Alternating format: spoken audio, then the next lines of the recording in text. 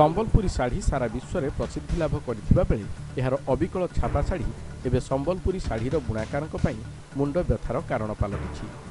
जो शाढ़ी गुड़िकर डिजाइन अविकल सम्बलपुरी शाढ़ी परी लगुच। छापा शाढ़ी गुड़िक बजार में अति कम मूल्य में मिलुथिबारु एहार सीधासलख प्रभाव सम्बलपुरी शाढ़ी बुणाकार मानक उपरे पड़ुछि, जोंथिपई बुणाकार एवं निज कौलिक वृत्ति छाड़िबाकू बसिछि।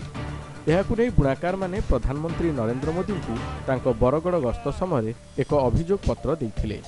एहार सत्यता जानिबा पई केन्द्ररू एक तदंतकारी दल मध्य आसीथिले। तापरे मध्य अवस्थारे सुधार न आसिबारु परिवार पोषण नै बुणाकार एवं चिंतार पड़ जाइछंती। मुख्यतः बरगड़ जिल्ला रे सम्बलपुरी शाढ़ी बुणाकारक संख्या अनेक। बरपाली, भेडेन, अताबिरा, विजेपुर अंचल में बुणाकार माने सम्बलपुरीर बहु भल भल डिजाइन शाढ़ी तैयारी करिथांती।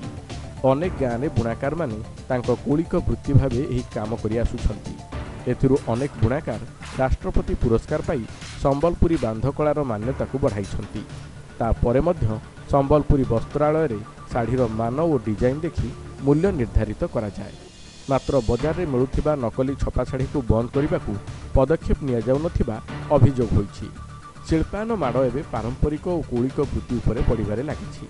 एहार ज्वलंत उदाहरण हेउछि सम्बलपुरी शाढ़ी। एथिरे जदि सरकार हस्तक्षेप न करिबे ताहाले हजार हजार संख्यार थिबा बुणाकारक जीवन जीविका उजुड़ी जिवो।